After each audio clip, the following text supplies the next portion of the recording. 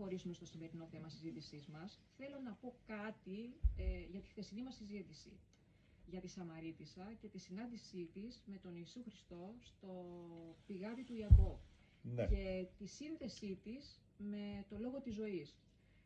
Ήταν τόσο ωραία, το πήγες τόσο βαθιά και τόσο λεπτά και με διακριτικότητα που πραγματικά, παρόλο που η συζήτησή μας έγινε αργά, το είχα πολύ έντονα στην καρδιά μου και στο μυαλό μου και όλοι αυτοί οι λόγοι δουλεύανε πάρα πολύ. Και ενώ είχα έρθει να πούμε διάφορα άλλα θέματα, σήμερα θέλω να μιλήσουμε για την ελευθερία.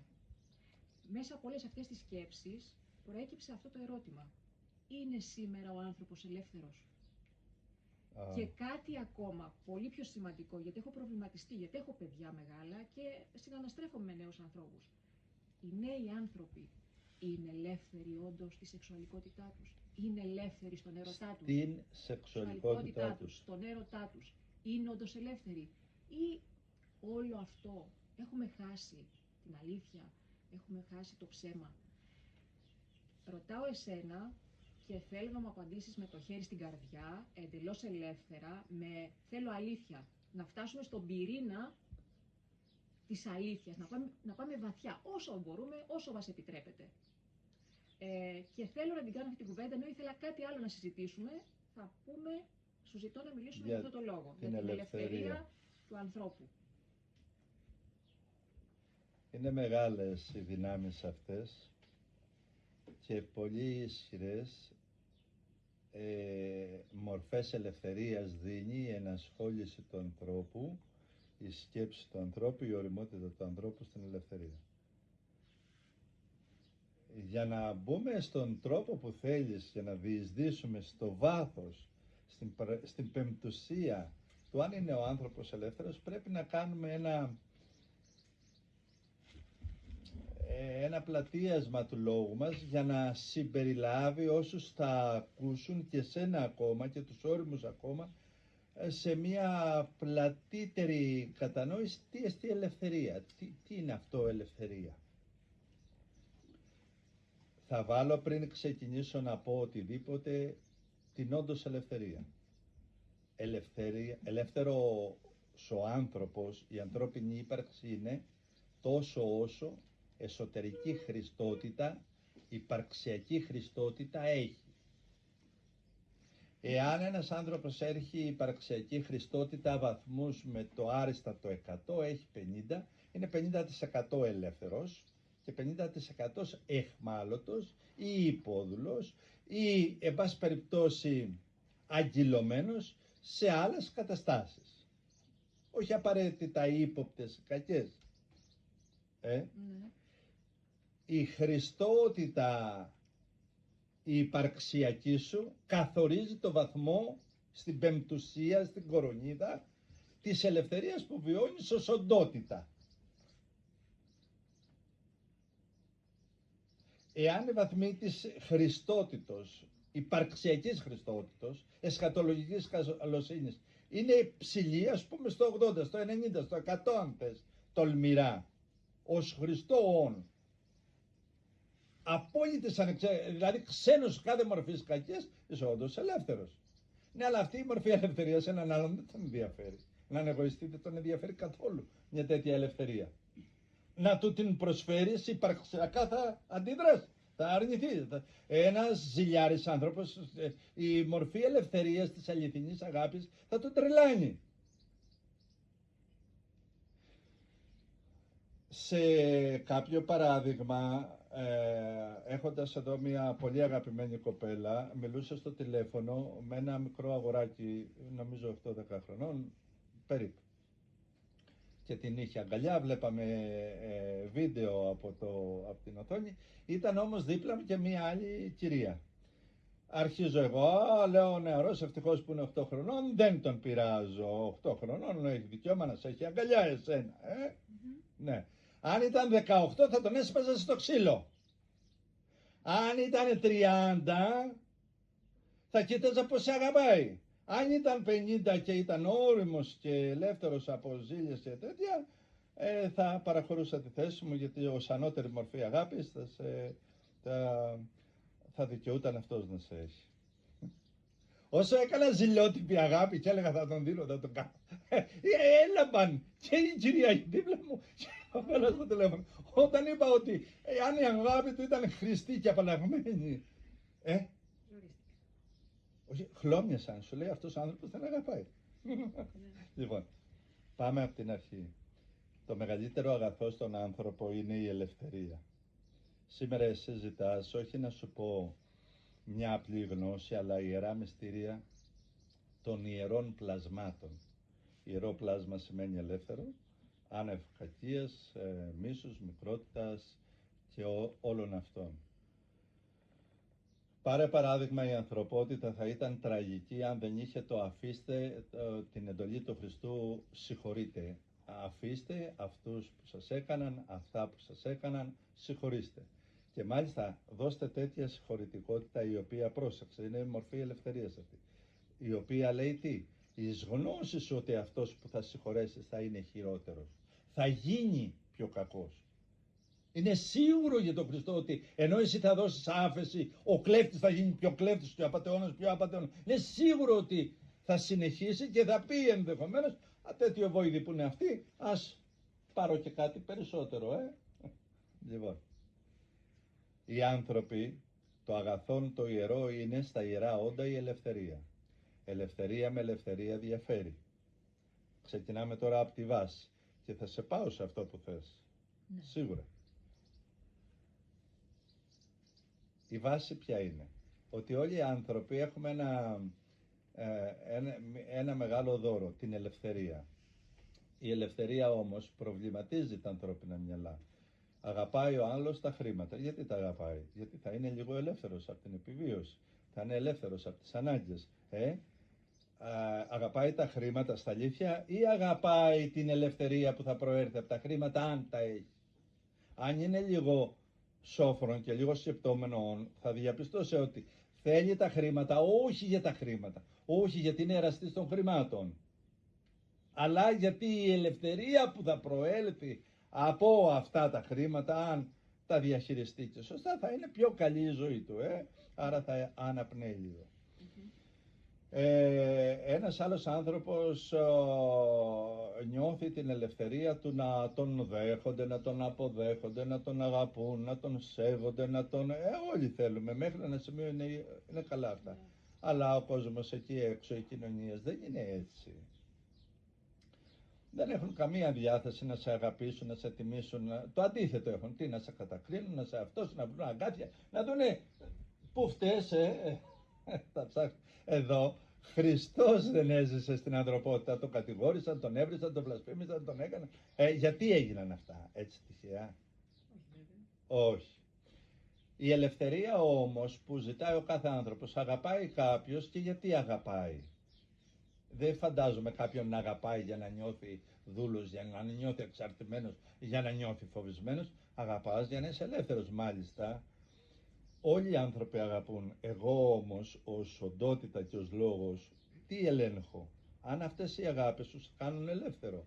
Εσύ μπορεί να μου λες αγαπάω τον Ιησού, τον εσταυρωμένο και αναστημένο. Εγώ όμως κοιτάζω αν τι βαθμούς ελευθερίας από αυτή σου την αγάπη και τη σχέση, τη λατρευτική σου με τη θεότητα του Χριστού έχεις. Διότι εσύ μπορεί να αγαπάς τον Χριστό, αλλά να είσαι επικίνδυνη. Εγώ σε σημειώνω ως επικίνδυνη.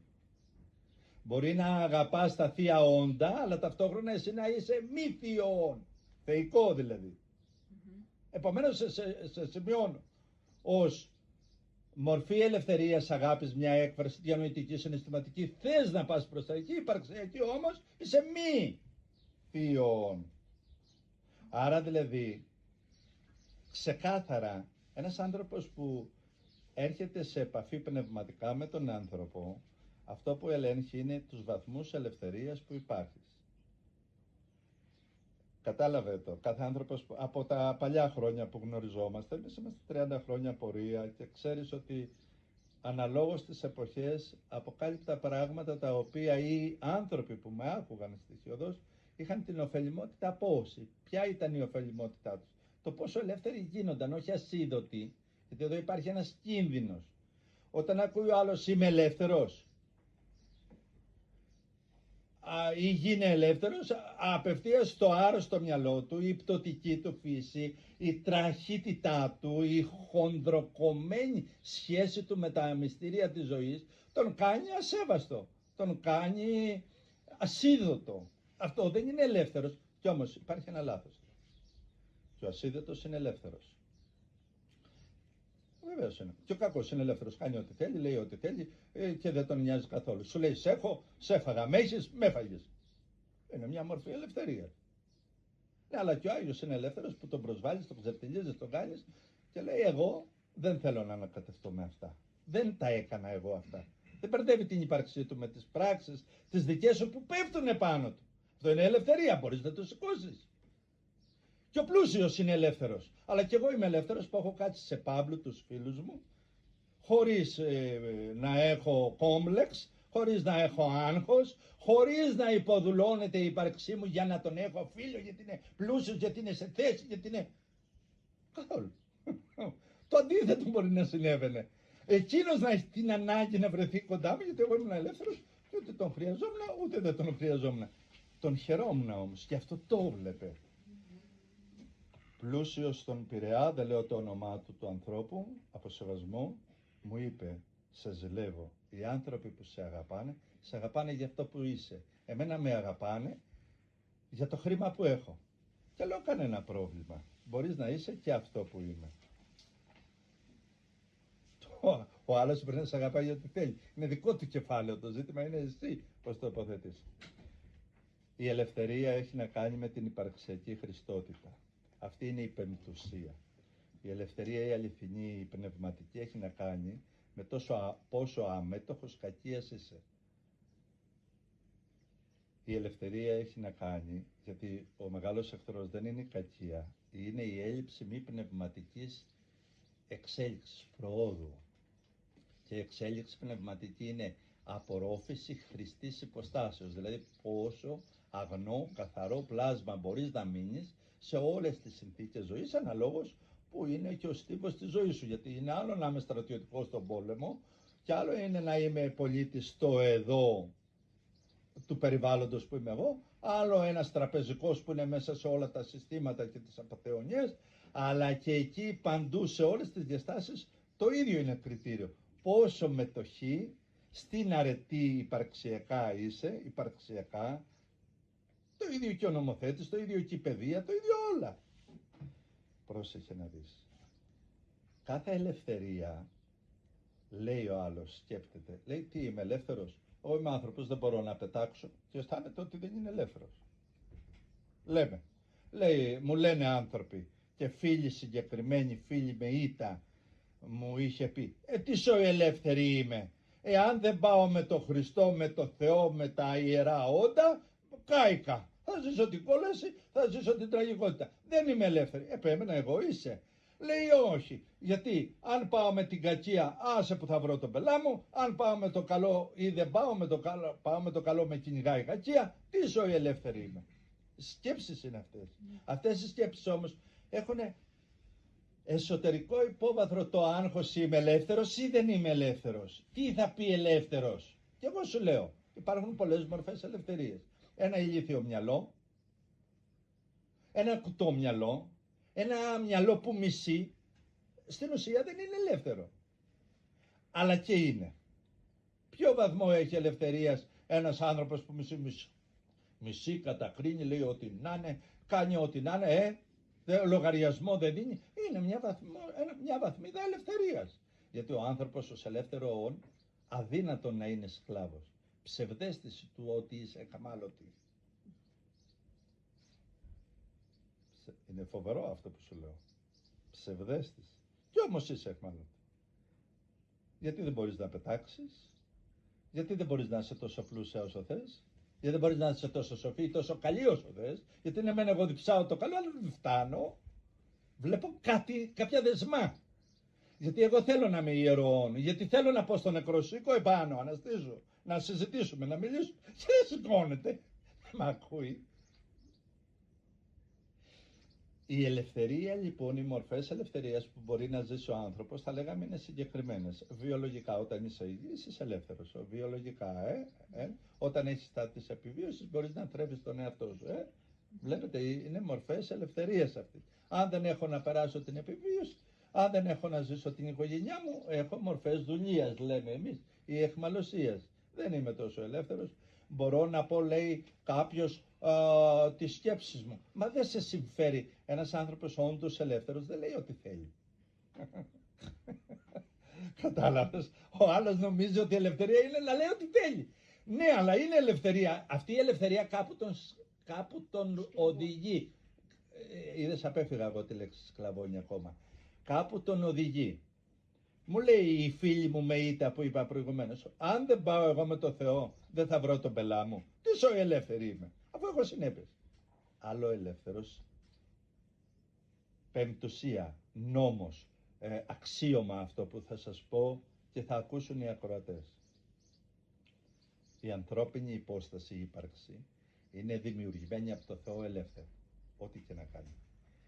Ενώ είναι ελεύθερη, σε αυτό που επιλέγει και υπηρετεί, δεν απαλλάσσεται της επιλογής του, των συνεπειών της επιλογής του. Και εκεί σας μπερδεύει όλο το ζήτημα.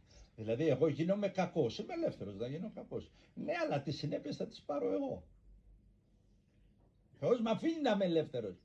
Αλλά το αντίκρισμα, η πληρωμή, η ανταπόδοση, εκείνο που πρέπει να πάρω για την πράξη μου, την πάρω εγώ, δεν θα την πάρει κάποιος άλλος.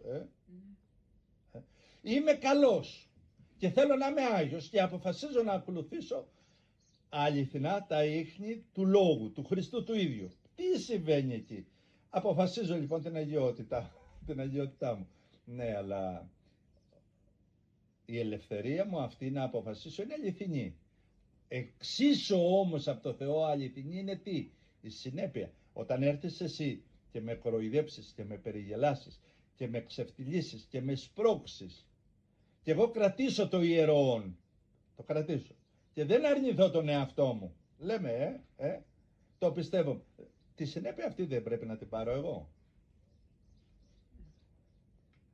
Ξεκάθαρα η ελευθερία, πολλές μορφές ελευθερίες οι άνθρωποι ζουν. Η πεμπτουσία και το αξίωμα που λέω είναι, ενώ είσαι ελεύθερος, να επιλέξεις, να διαλέξεις τι άνθρωπος θες να είσαι, πώς θες να ζεις, πόσο μπορείς. Αναλόγως, γιατί εσύ θες να είσαι ελεύθερη, αλλά ο άλλος δεν θέλει. Ο Δαβίδ ήθελε την ειρήνη, αλλά οι γείτονες του ήθελαν τον πόλεμο. Ερχόμαστε λοιπόν τώρα να δούμε ότι οι συνέπειες της ελευθερίας είναι δικές σου. Και σε κάθε σου επιλογή έχεις συν και πλην. Πηγαίνεις για Άγιος, έχεις συν, έχεις και πλην. Αφού πας για Άγιο πλάσμα, για καθαρό οντότητα, για πνευματική άσκηση, ο λαός δίπλα σου ζει χωικά, ζει χονδροκομμένα. Θα πάρεις τις συνέπειες εσύ, δεν θα τις πάρω εγώ.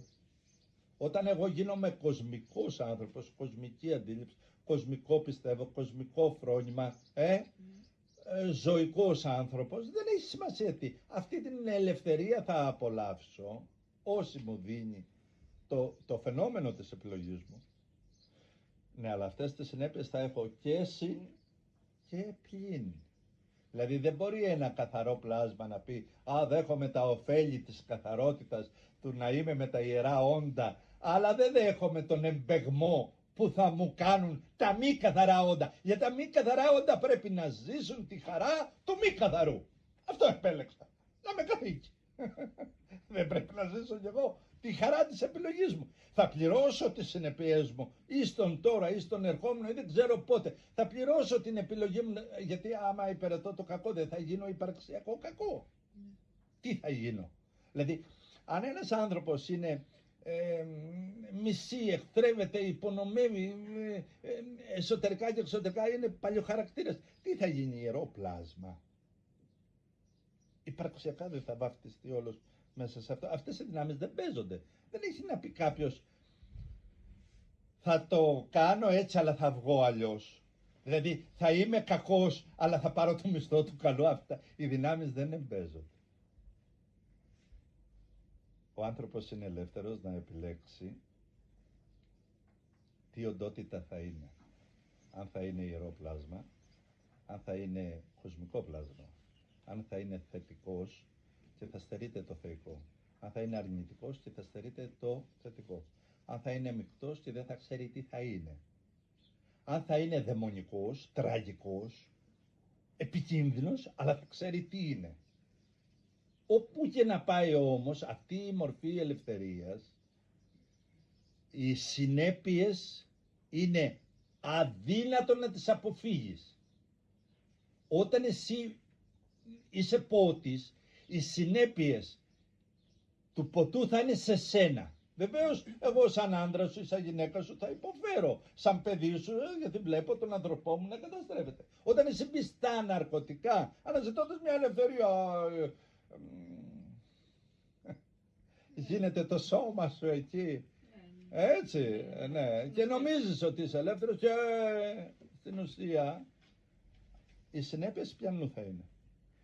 Όταν εσύ υποδουλώσεις στον εαυτό σου ότι η ζωή είναι να είμαι ωραία, να είμαι σούπερ, να είμαι έτσι, καλή γραμμένα, και αύριο η ζωή δεν θα σε έχει έτσι. Θα έχεις ένα Παναγόπλο να σε συμμαζέψει. Θα έχεις ένα ιερό πλάσμα να σε παρηγορήσει. Ή θα έχεις κάποιον όμοιό σου που θα σου λέει πώς κατάντησες έτσι και είσαι σαν έτσι και τι θα γίνει έτσι και θα ζεις τον στεναγμό σου. Οι άνθρωποι σήμερα είναι εν μέρει ελεύθεροι και πάρα πολλοί δούλοι των επιλογών και των μορφών ελευθερίας που ζουν. Οι σκέψεις, η γνώση δεν δίνει ελευθερία. Η γνώση δεν δίνει ελευθερία. Τα πανεπιστήμια σας, τα κολεγιά σας, η ιατρική σας, η παιδεία δεν δίνει ελευθερία. Δίνει. Ωραία. Αυτή η ελευθερία που δίνει, δεν έχεις δει ανθρώπους γνώσεως να είναι μέσα σε εγωπάθειες, σε μίσος, σε εχθρότητες, σε μανίες, σε δοξομανία. Δεν έχετε δει πόσο υποφέρουν αυτοί οι άνθρωποι της γνώσης. Δεν έχετε δει σήμερα παγκόσμια ότι η ελευθερία που απολαμβάνουν τα κράτη είναι δεσμευμένη μέσα σε δυνάμεις αρπακτικότητας. Εγώ δεν κάνω πολιτική και μάλιστα μιλάω προσεκτικά. Σήμερα ένας λαός, η Ελλάδα παράδειγμα, έχει ένα πλούτο. Χρυσάφι. Δεν τον νοιάζει το ισχυρό κράτος, άρα θα το πάρει. Τι έχεις, πετρέλαιο, δεν με νοιάζει καθόλου αν είναι δικό, θα γίνει δικό μου. Δεν συζητάμε. Για εκείνον που είναι ισχυρό, αυτό είναι μορφή ελευθερίας. Είναι μορφή εξουσίας, είναι μορφή δικαιώματος, είναι μορφή ανεξάρτητα στην πεμπτουσία του. Είναι αρπαγή, είναι